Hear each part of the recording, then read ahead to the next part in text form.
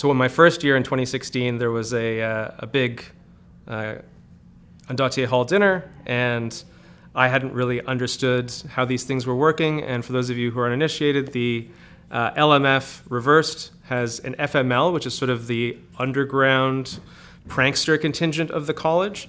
And in one of my first high table dinners, without us really knowing, someone had hidden bingo cards under all of the chairs that people were finding. Now, the people at the high table had no idea that these cards had been placed there, and the idea was that as people during presentations and introducing different people, different keywords were said, and you would scratch them off.